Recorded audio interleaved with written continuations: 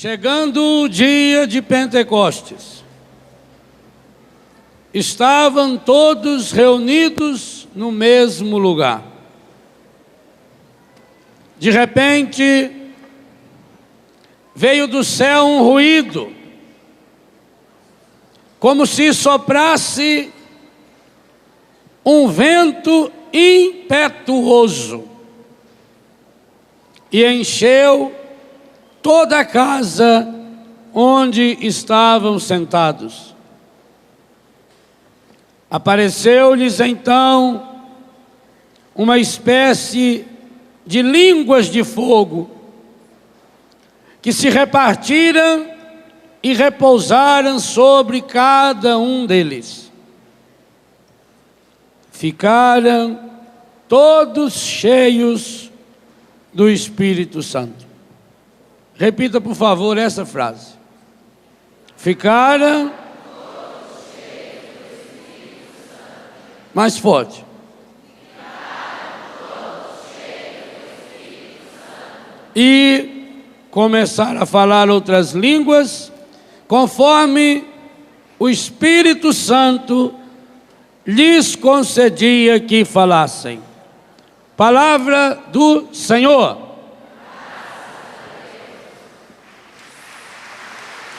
Esta é, meus irmãos, a grande graça que nós queremos pedir nessa manhã desse Cone Sul. Que também hoje cada um de nós possa fazer essa experiência. E além de estarmos obedecendo a equipe organizadora desse evento, que nos propõe esse tema nessa manhã, nós estamos obedecendo um sucessor do primeiro Papa, um sucessor dos apóstolos que fizeram essa experiência, que tem a plenitude do sacerdócio, um bispo da igreja.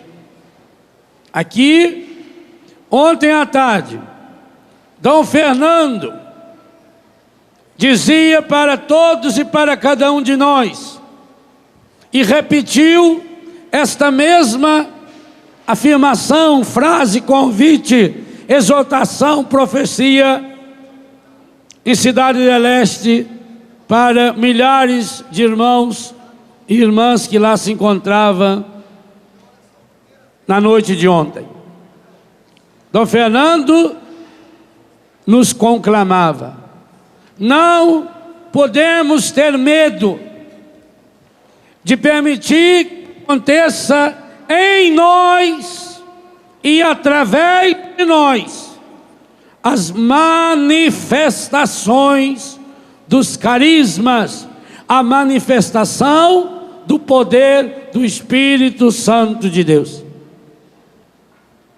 E essa palavra de ordem é uma grande palavra de profecia, e que cada um de nós aqui foi eleito a estar aqui, e pela televisão, o mundo inteiro está presente nesse Cone Sul para pedir uma única e grande graça ao Senhor. Que sejamos homens e mulheres, sacerdotes, bispos, seminaristas, religiosos, religiosas, jovens, adultos, crianças, repletos do Espírito Santo e jorrando as graças de Deus. Por isso que esse primeiro encontro tinha que acontecer em Foz do Iguaçu. Para cá canalizaram-se, como na natureza, as águas desses dois rios monumentais. O Paraná, o nome já diz, rio imenso, e o Iguaçu, rio enorme. Convergiram para esse lugar, E por que convergiram para cá? Vocês que moram em Curitiba, por exemplo, quando precisa atravessar de São José dos Pinhais para Curitiba, precisam atravessar o Rio Iguaçu. Atrás da Betânia, em Curitiba, dá de atravessar o Rio Iguaçu com os 2 pulos, porque ele não passa de um pequeno córrego. E como é que aquele pequeno córrego chega aqui, nesse outro lado do estado, com esse monumento espetacular que o mundo inteiro vem assistir? O Rio Iguaçu nasce próximo de Curitiba, e em linha reta ele está a uns, não sei se tanto, 50 quilômetros do oceano. Está muito perto do oceano. Talvez não chegue 40 quilômetros. E a vocação do rio é ir para o mar. E por que o Rio Iguaçu, que já nasce lá pertinho do mar, não desce e encontra-se com o Atlântico, sua meta principal? Porque há lá um grande obstáculo, a Serra do Mar. E ele não pode ultrapassar essa serra, primeiro porque é um rio muito fraquinho, e segundo porque a serra é sólida, é feita de rocha firme. Mas ele tem uma meta. Não podendo pura e simplesmente pular a Serra do Mar, o Rio Iguaçu vem achando as baixadas desse estado, até chegar no lugar mais baixo do estado, para morrer. Foz é a sua morte. E quando chega no lugar mais baixo do estado, na sua maior cratera, na sua maior depressão, naquilo que aos olhos humanos seria o ápice da sua desgraça, o Rio Iguaçu levanta poeira d'água, dando um espetáculo esplendoroso aos olhos dos homens e de Deus. Por quê? Primeiro, porque sabendo-se fraco para atravessar a Serra do Mar, ele não desiste. Quem tem uma meta não desiste nunca. Pode vir um obstáculo imenso, fora ou dentro. Quem tem uma meta, o mundo se afasta e deixa passar, quem sabe para onde vai. A primeira coisa que precisamos ter é uma meta, um objetivo. Saber de fato para onde estamos canalizando nossa vida. Segunda coisa, a fraqueza, a limitação não é obstáculo. Quando a gente é humilde o suficiente para, na nossa caminhada rumo ao oceano do infinito amor de Deus, a gente vai aprendendo a acolher os dons, os carismas, as contribuições, as graças que Deus nos dá muitas e muitas vezes através de um córrego muito menor do que o próprio córrego original do Iguaçu. Descendo o estado do Paraná, ele vem recolhendo as águas dos pequenos córregos, dos pequenos rios, e vai juntando essas águas, e essas águas vão se misturando, e não se sabe mais de qual afluente.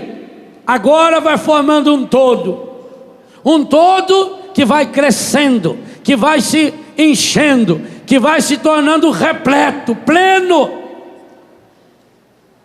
para que, ao chegar aqui e ao despedir-se desse estado e desse país, a sua meta continua.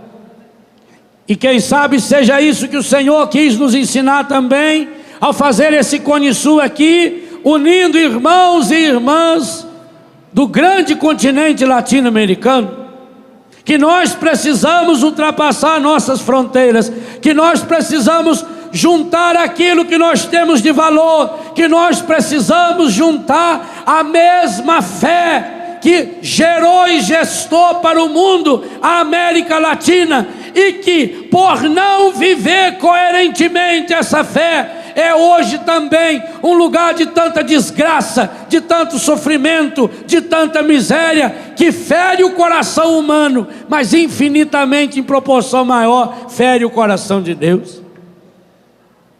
O que nós estamos realizando aqui é uma obediência aos bispos latino-americanos, que se reuniram no ano de 55 no Rio de Janeiro, quando fizeram a primeira, na época pequena, Conferência Episcopal Latino-Americana. Estamos obedecendo Sua Santidade o Papa João Paulo II, que fez a sua primeira viagem como sumo pontífice no ano de 1979, para convidar a América Latina a ser inteiramente de Deus, através da Conferência Episcopal Latino-Americana, realizada em Puebla, no México. Estamos obedecendo o CELAM na sua conferência de Medellín, acontecida em 68, na conferência de Santo Domingo. Mas, meus irmãos, isso que a nossa igreja nos propõe, isso que a natureza nos aponta, nós não estamos deixando realizar-se em nós, porque a graça de Deus não pode realizar-se através de nós, se não realizar-se primeiramente em cada um de nós.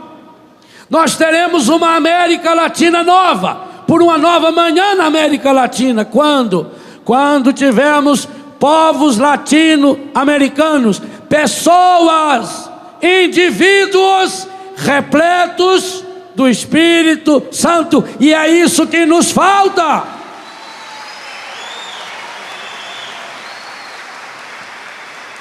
Porque, meus irmãos, a palavra de Deus não nos dá escolha. Ou eu sou repleto do Espírito Santo, ou eu sou repleto de tudo o que não presta. Escolha. O grande segredo dos homens e das mulheres de Deus é que foram pessoas repletas do Espírito Santo. E o que significa ser repleto do Espírito Santo? A palavra grega usada pelo menos umas 15 vezes nos Atos dos Apóstolos, e principalmente no Evangelho de São Lucas, pois esse é um tema que Lucas gosta muito. É uma palavra que tem muito a ver com Foz do Iguaçu, com essas três fronteiras que nos aproxima, mas que, quando não tem Deus, nos distancia também. A palavra grega pleró significa absolutamente cheio, continuamente cheio, ininterruptamente cheio, sem nunca poder se esvaziar. E eu vejo aqui o primeiro grande problema, pelo qual muitas e muitas vezes não estamos colhendo os frutos do transbordamento desse Espírito em nós. porque nos contentamos com alguns momentos espirituais, até afetivamente emocionais. Nos contentamos com alguns barulhos, algumas agitações espirituais, mas não nos esvaziamos de nós mesmos. O rio Iguaçu poderia chegar no mar, quem sabe, se cavasse um pequeno buraquinho na Serra do Mar, e realizaria a sua missão. Chegando lá, um fiozinho d'água. Mas, e aqui está uma grande sabedoria, ao ir descobrindo as suas fraquezas, as suas deficiências, ao ir caminhando nas suas fraquezas, ele vai buscando a força daqueles co-irmãos que vão somando e misturando-se nas suas águas, para chegar aqui, banhar um pedaço do Paraguai e entrar a Argentina fora, formando o grande Rio da Plata, e chega como um dos mais monumentais rios do mundo, no Oceano Atlântico, a quase 3.000 quilômetros depois. Seria uma caminhada tão curta. Assim como propõe hoje também uma religião imediatista, a nova era nos apresenta um espiritualismo da autoajuda, um Deus onde eu aperto um botão e já resolve, porque nós trabalhamos por resultados. Um homem e uma mulher repleto do Espírito Santo não pode trabalhar por resultados, precisa trabalhar por um projeto, por um plano infinitamente grande, um plano imenso, porque é um plano à imagem e semelhança daquele que o planificou, que é o próprio Deus. E São Paulo diz isso com todas as letras na carta aos Efésios: aquele que pode encher sobre todos os aspectos todas as coisas, que derramou sobre nós profusamente o seu Espírito. Mas então por que acabamos por não nos tornarmos pessoas repletas do Espírito Santo? Porque eu já disse, e a palavra de Deus é muito clara quanto a isso: enquanto não me esvaziar de tudo aquilo que está enchendo o meu ser, não posso ser repleto do Espírito Santo.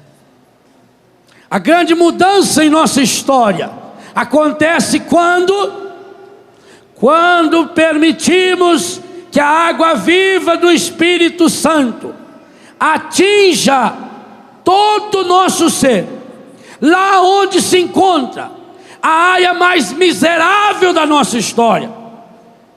Talvez hoje, o que cada um devêssemos pedir por intercessão de Maria, aquela que é repleta do Espírito Santo, é que hoje o poder do Espírito Santo de Deus, o mesmo poder, diz Paulo, que ressuscitou Jesus, que hoje ele atinja aquela área do nosso ser, aonde está concentrada, quem sabe, a nossa maior dificuldade, o nosso maior defeito, o nosso pecado mais cristalizado, mais empedernido. Quando nós pensamos num batismo, um novo Pentecostes para a América Latina, nós precisamos pensar que esse novo Pentecostes acontecerá através de cada um de nós, e é na medida em que cada um de nós formos repletos do Espírito Santo, que nós teremos uma igreja viva, repleta do Espírito Santo, aonde os carismas se manifestem cada vez mais, impondo aos olhos do mundo e esse mundo só vai de fato se convencer e se converter à força da palavra de Deus, pela força do nosso testemunho de homens e mulheres que podem dizer: o Senhor fez em mim maravilhas, santo é o seu nome. A exemplo de Maria, a estrela da evangelização na América Latina.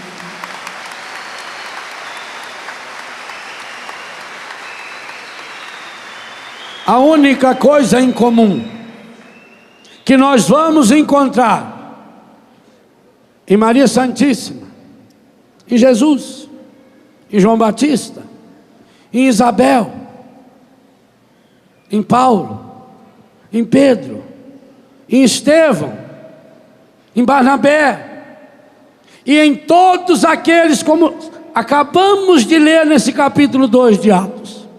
De todos estes, o Evangelho e o livro dos Atos dos Apóstolos nos afirma: ficaram repletos do Espírito Santo.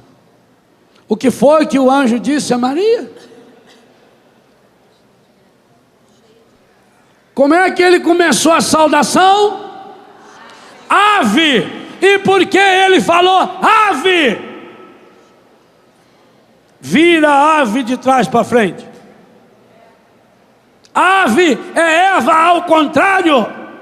Eva, a mulher que foi feita imagem e semelhança de Deus. Eva, a mulher feita também sem pecado original. Eva, a mulher, única mulher da história que foi tecida exclusivamente pela mão de Deus, sem nenhuma matéria humana. Do ponto de vista teológico de como foi feita, Eva foi feita muito mais perfeita do que Maria. Maria é humana, tem pai e tem mãe. Eva é a autoria inteira divina. Eva foi cheia de Deus em todo o seu ser, mas Deus deu-lhe a liberdade. Senão não seria filha dele, senão não seria obra dele. E por que Eva afastou-se de Deus? Porque fechou-se, isolou-se. O encardido não pôde falar com Eva quando ela estava passeando ao final da tarde com o Criador pelos jardins do paraíso.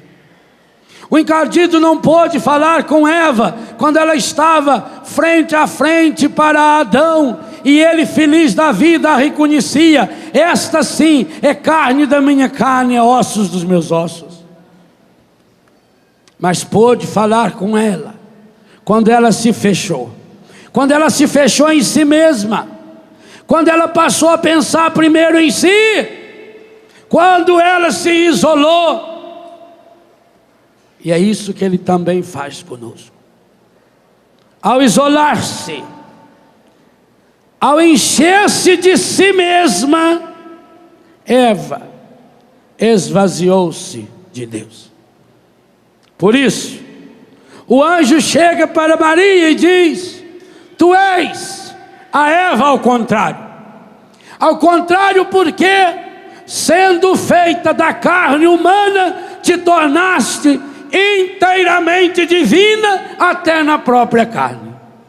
És o contrário de Eva, porque a tua solidão não é um fechamento, não é um isolamento, não é um olhar-se para si mesma, não é um querer ser igual a Deus, porque a tua solidão é uma presença amorosa, é um silêncio que grita no teu coração a esse Deus que amas e que por Ele és amada em plenitude, pois Ele não sabe amar de outro jeito.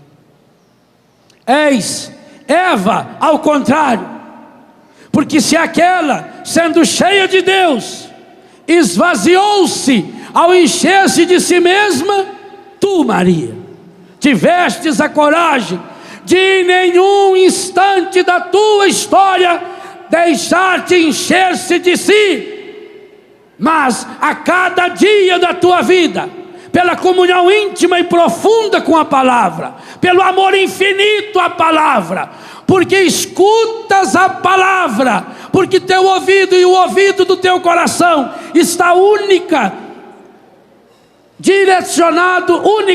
direcionado para Deus, então és a cheia, repleta, plena de graça, e por isso és feliz. Aquilo que o anjo diz para Maria, e os bispos na América Latina escreveram explicitamente isso, é um projeto de Deus, que precisa se realizar na minha e na sua, e na sua, e na sua, e na sua vida. Se queremos de fato que esse rio caudaloso do Espírito invada todo o nosso ser, a primeira coisa a fazer é esvaziar-se de si mesmo. Cada um de nós hoje precisamos ter a coragem de fato deixar o Espírito Santo de Deus arrancar de nossa vida aquilo que não pertence a Deus. Maria, cheia do Espírito Santo, plena do Espírito Santo, Eva esvaziou-se, Maria encheu-se. Meu irmão, minha irmã, penso que aqui há para mim e para você também uma proposta.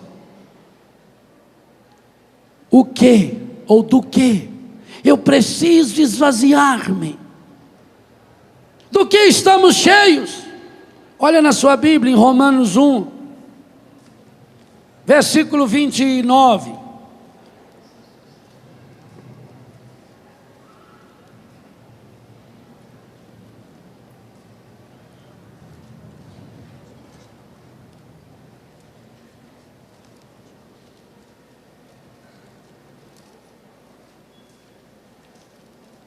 Quando Paulo fala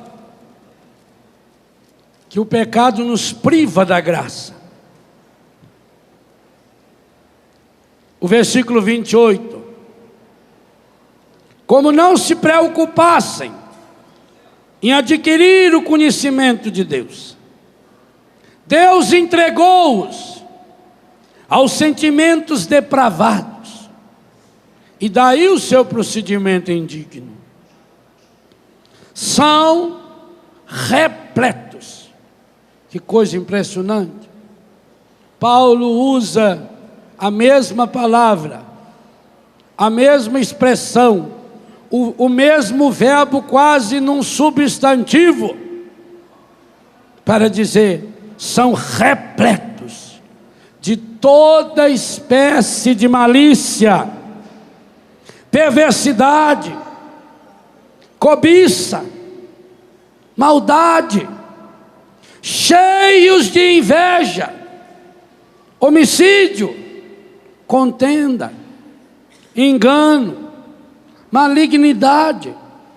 São difamadores, caluniadores, inimigos de Deus, insolentes, soberbos, altivos, inventores de maldades, rebeldes contra os pais.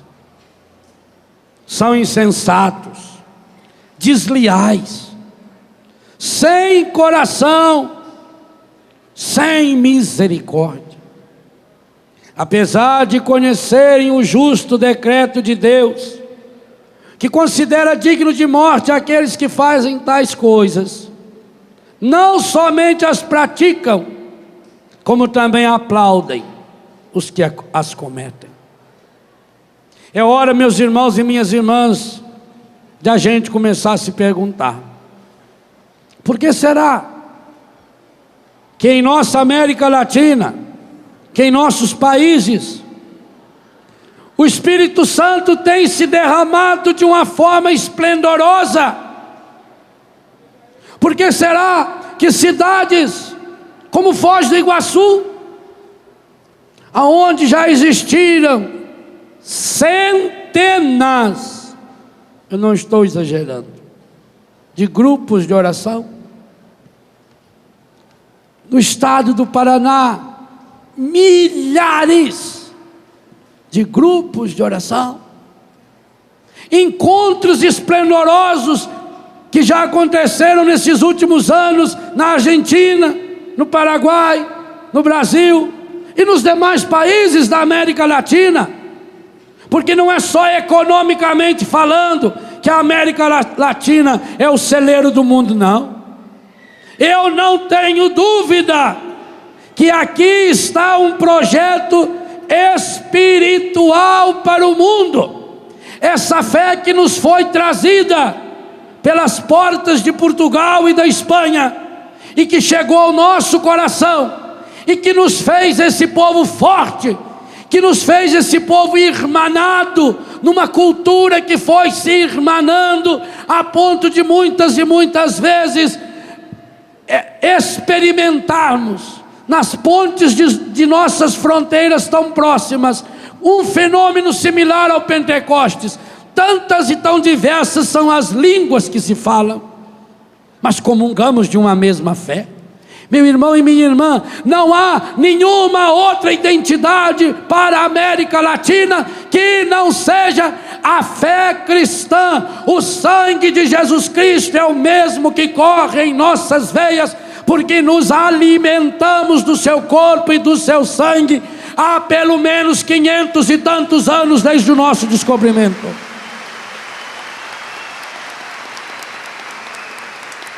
Então por quê? Então por que ao nosso redor há tanta miséria, há tanta desgraça, há tanta imoralidade? Porque nossa região é conhecida como lugar de tráfico e de tudo que não presta, embora sabemos que aí também há uma explícita campanha de muitos e grandes órgãos da imprensa dos nossos países.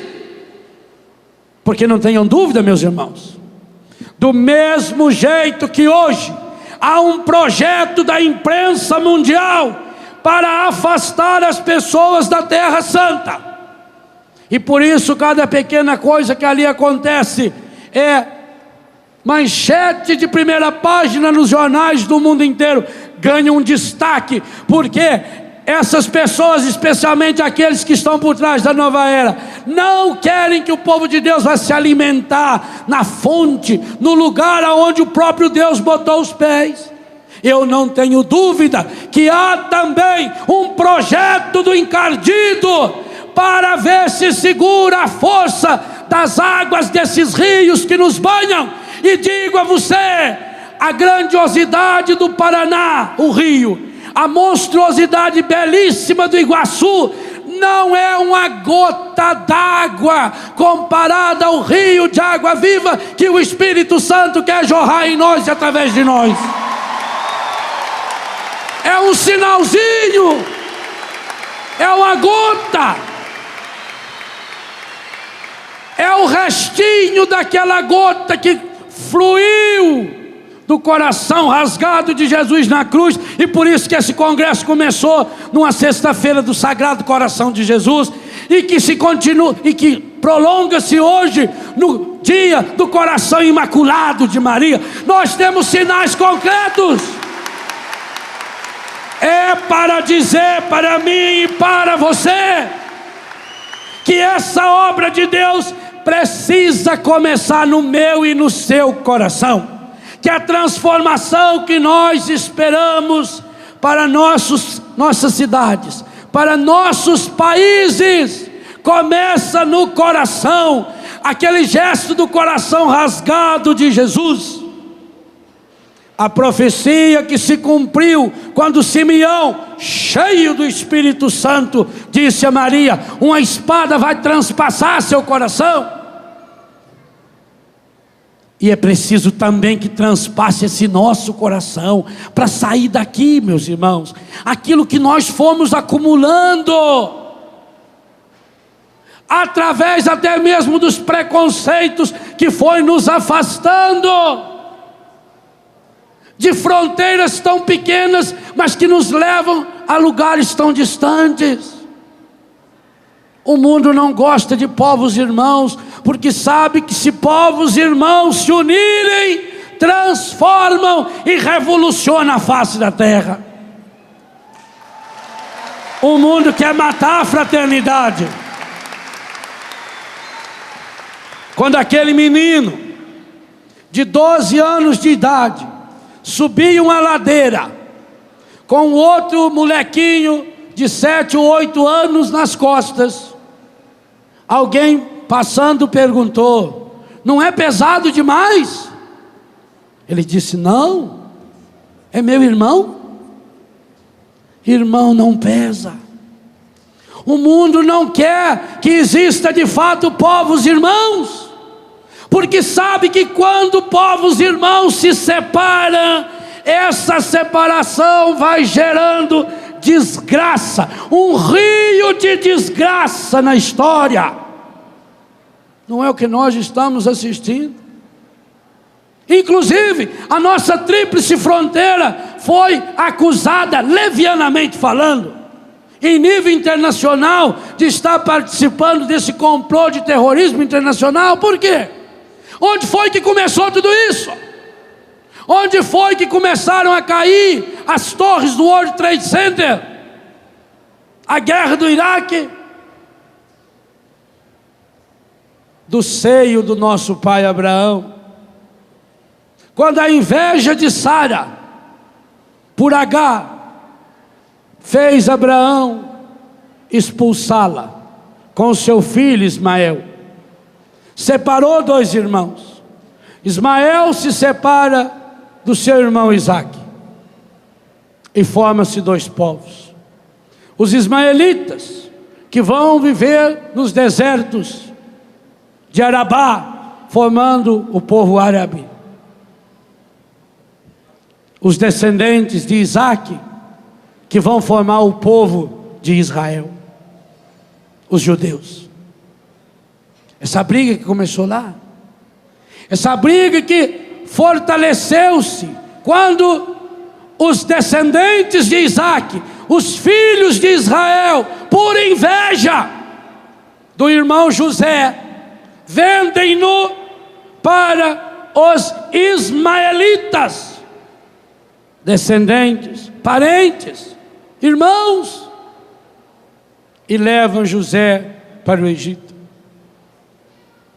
Aquela história de 2 irmãos separados, ela vai alastrando-se, ao contrário desse rio Iguaçu, ou Paraná, mas o Iguaçu que vem juntando-se com as outras pequenas águas, com os pequenos regatos e córregos, para formar esse espetáculo maravilhoso. Aqueles 2 irmãos foram cada vez se separando, povos que foram se separando.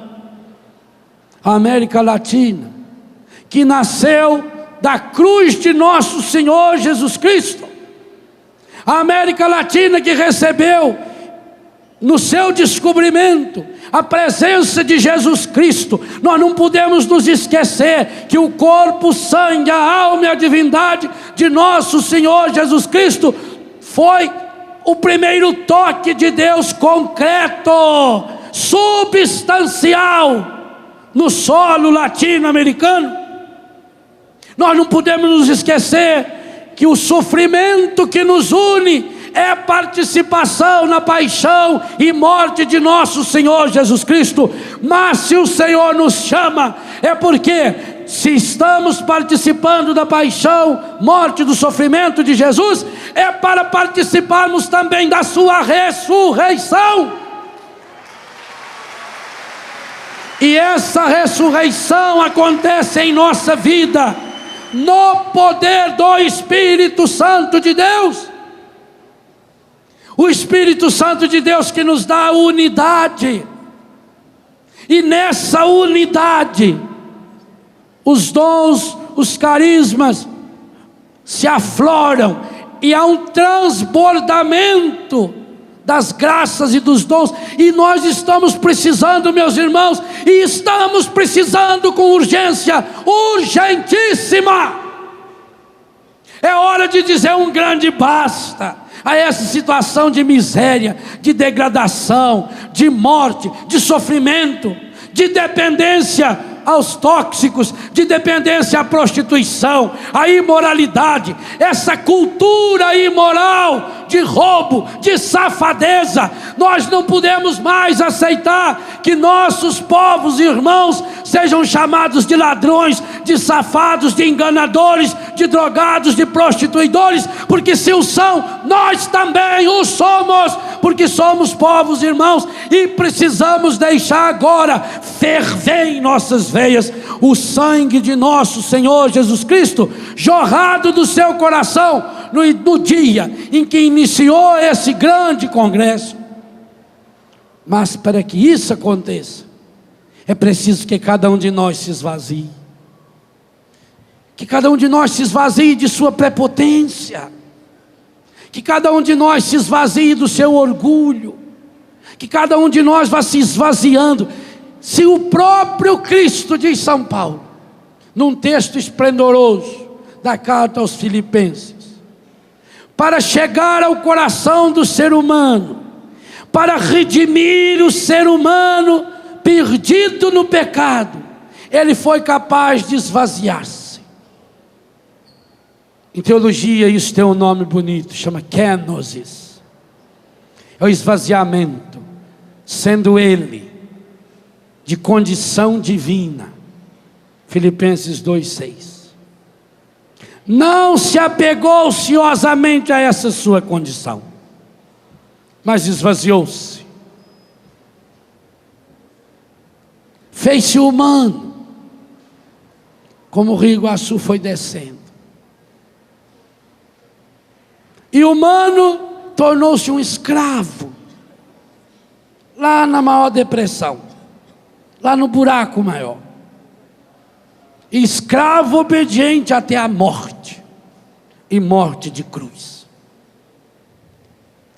Aquelas mesmas cruzes e aquele mesmo rosto crucificado que Puebla nos fala logo no início do documento, de irmãos e irmãs latinos que estão crucificados com o rosto desfigurado pela droga, pela imoralidade, por esses pecados dos quais tantos estamos repletos. Fez-se escravo obediente até a morte, morte de cruz, uma morte horrenda, terrível, absurda, horripilante, a ponto da Bíblia dizer que as pessoas meneavam a cabeça, não queria ver, era nojento demais. Jesus Cristo na cruz é um monstro deformado, misturado com sangue, com suor, com cuspe e catarro que jogavam nele, com a ferida do pé na cabeça, com urina e com fezes, porque a medicina explica, se os seus poros chegaram a estourar, e ele suou sangue, sua bexiga e seu intestino também o fizeram. Jesus era um monstro, é a síntese do pior, do meu e do seu, mas não ficou só nisso, escravo obediente até a morte, morte de cruz.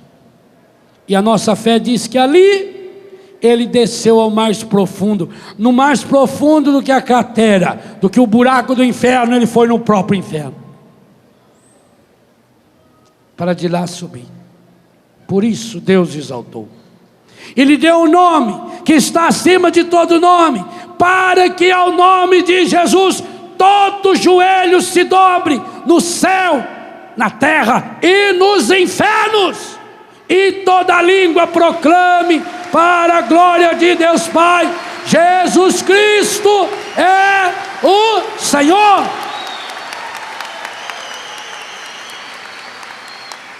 Então, meus irmãos, talvez cada um de nós devêssemos reler esse trechinho que São Paulo escreve aos Romanos. Mas talvez devêssemos reler, colocando-nos inteiramente nesse texto. Como não nos preocupamos em adquirir o conhecimento de Deus, fomos entregues aos sentimentos depravados, e daí o nosso procedimento indigno. Porque, meus irmãos, vocês me desculpem a honestidade, a nossa América Latina, Argentina, Paraguai, Brasil e demais países que aqui se fazem representar, o nosso Paraná, nossa Foz do Iguaçu, não seria essa síntese explícita de maldade, de prostituição, de droga, de violência, se nós que nos dizemos cristãos, de fato, deixássemos nos conduzir pelo Espírito Santo. Os nossos grandes problemas não estão ligados à segurança pública. Não se trata de uma revolução política, porque já se tentou fazer isso nessa América Latina, desde as ditaduras de esquerda até as ditaduras de direita, de um extremo ao outro. Estão tentando mudar as estruturas. O problema está no coração, e é por isso que hoje é o coração imaculado de Maria, e ontem foi o Sagrado Coração de Jesus, porque nós precisamos pedir para Maria, que se imacule o meu e o seu coração, maculado pelo pecado, e ao Sagrado Coração de Jesus, que sacralize o meu e o seu coração, contaminado por doenças, por desordens e por tudo aquilo que não pertence à graça de Deus. Nós precisamos nos colocar nesse texto. Nós precisamos ter a coragem de dizer: somos repletos de toda espécie de malícia. Malícia no olhar, no falar, no tratar das pessoas, na busca do lucro, na enganação. Por que será que hoje a nossa região, aqui onde estamos, vive uma situação até mesmo de miséria econômica? Porque muitas e muitas vezes o comércio dessa região se pautou na ilegalidade, na mentira, e tendo à frente a imagem de nosso Senhor Jesus Cristo, um crucifixo estampado na parede, porque se dizia cristão, católico, carismático, mas na hora de vender, vendia produto falsificado, colocava tijolo em vez da caixa do rádio que a pessoa comprava, atravessava para lá e para cá, vendendo a morte. Há que se ter nesse congresso algum instante de ato penitencial, ou ele não será um cone, será um cano sul, porque vamos continuar entrando pelo cano e sair para aquele buraco lá do fundo. Há que se ter de cada um de nós, cada um tem que se penitenciar. Sabem quantas pessoas nesse país foram assassinadas? Porque atravessamos as fronteiras para comprar um rádio, para comprar, quem sabe, umas flores de plástico para vender nas ruas, mas para comprar também Citotec, um remédio abortífero, vendido em nossos países a 50, a 100, a 200 dólares. Quantas crianças foram assassinadas? E o veneno que as matou passou pela ponte da amizade. Quando nós tivemos uma amizade que forma uma ponte entre mim e o encardido, entre você e o encardido, por ela vai continuar passando morte, violência, assassinatos, prostituição, doenças que quem sabe quantos de nós estejamos tomados da ponta do pé à ponta do nosso cabelo.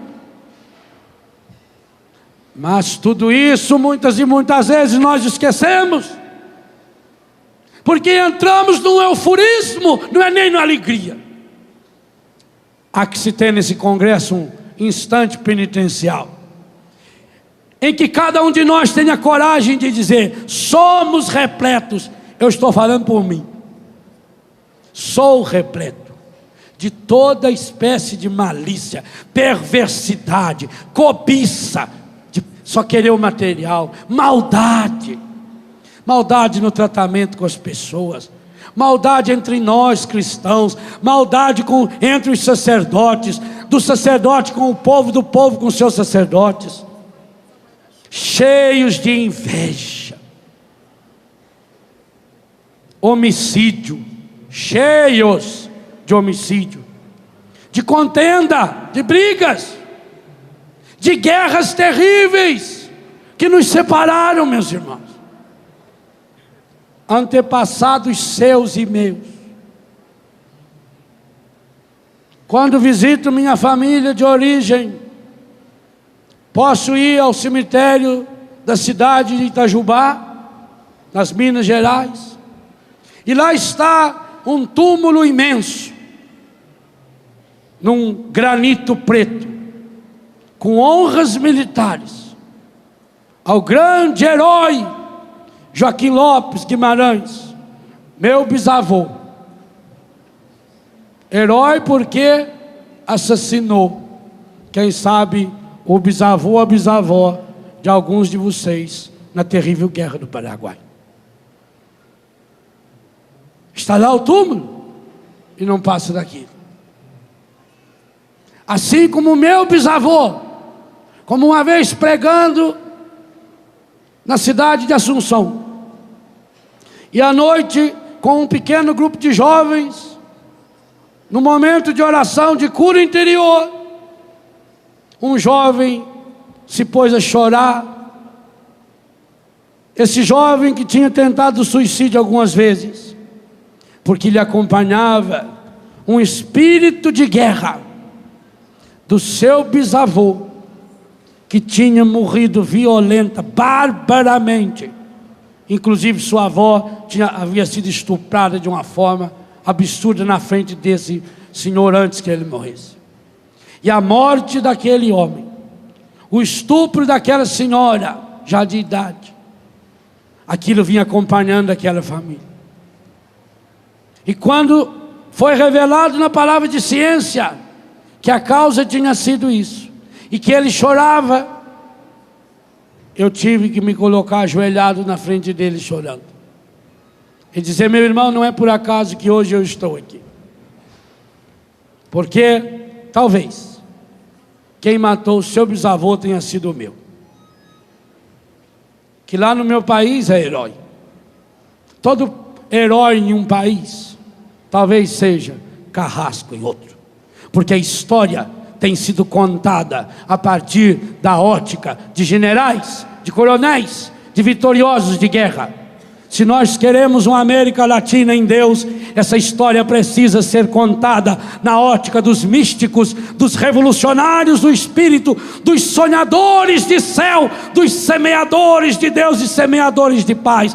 Não daqueles que mostram a sua força levantando uma espada, mas daqueles que têm a coragem de se ajoelhar e estender o seu coração ferido e machucado e dizer: em nome do meu bisavô eu te peço, me perdoa. E foi um momento lindo que Deus deu-me a graça de experimentar.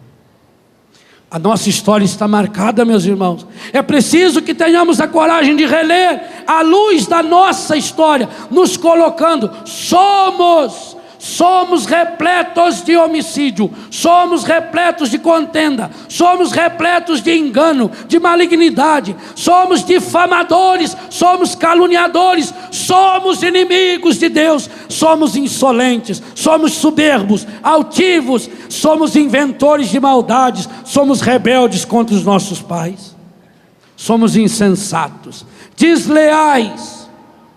E termina com aquilo que começamos esse congresso: somos sem coração e sem misericórdia. Porque será que o Senhor planejou no seu coração esse congresso que contemplasse o coração de Jesus e o coração de Maria?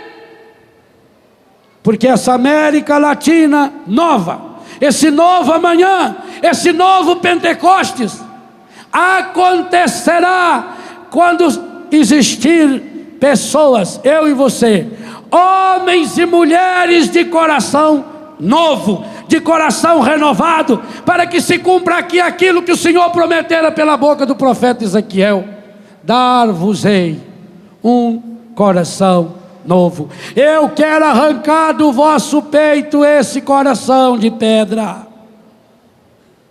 Eu quero tirar daí o que está empedernindo o seu e o meu coração. Se cada um de nós não tivermos essa coragem, meus irmãos, de permitirmos que essa água infinita do Espírito entre em nós, seremos como os turistas de 174 países que já vieram a Foz do Iguaçu, Argentina, contemplar a maravilha das cataratas ou a impetuosidade da Itaipu.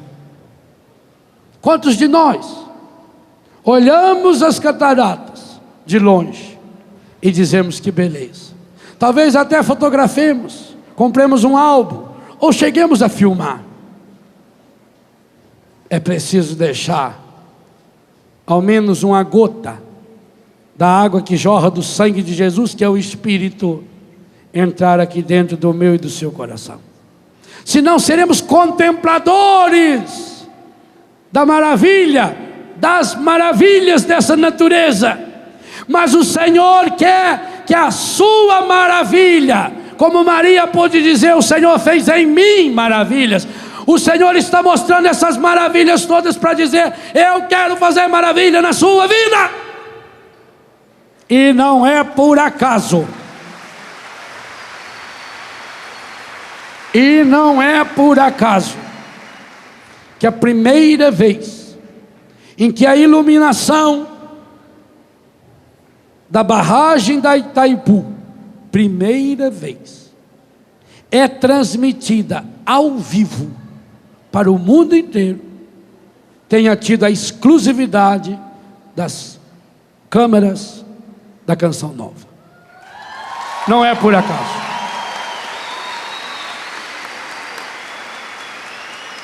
É uma profecia. Porque aquela barragem iluminada significa quando nos juntamos, e não interessa se eu vou ser uma gota da água que vai se misturar num pozinho do cimento, se eu vou ser uma estrutura enorme daquela, se eu vou ser o prego daquela turbina, não interessa. Interessa que quando nós aqui nos unirmos para valer, nós formaremos uma barragem muito maior para reter em nós o Espírito Santo e através de nós chegar a luz, a eletricidade, a vida, a energia, a força, o dínamos. Não é por acaso. A ciência prova que o acaso não existe. É profecia. E é profecia de Deus que está se realizando através de cada um. Através desses meninos que tiveram a loucura de sonhar e de projetar um evento desse tamanho. Através da loucura desse homem, Padre Jonas, que deixando o Espírito Santo invadir o seu ser, hoje faz chegar esse Espírito através dessas imagens, através da internet, através da rádio, aos mais distantes lugares desse planeta. Meus irmãos, é profecia.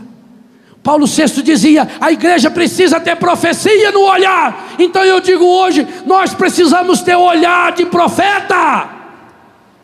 E o olhar de profeta é aquele que enxerga com os olhos da fé, de Hebreus 11. Mas esse olhar de profeta não vai vislumbrar horizontes novos para nós, se carregamos aqui dentro de nós um coração ferido e machucado. O Senhor trouxe a mim e a você aqui também para isso, para quebrar todas as barragens de pedra, de pecado que está no nosso coração, para tirar de nós, gente, o desânimo, a timidez, os pecados contra a unidade, E eu queria convidar você a olhar para dentro de si mesmo agora. Quando nós vemos tantas coisas tão grandes, nós precisamos ter a coragem de olhar para dentro de nós mesmos. E talvez sentir, como uma vez cada um de nós já deve ter sentido, a alegria do coração de Jesus batendo no compasso do nosso coração.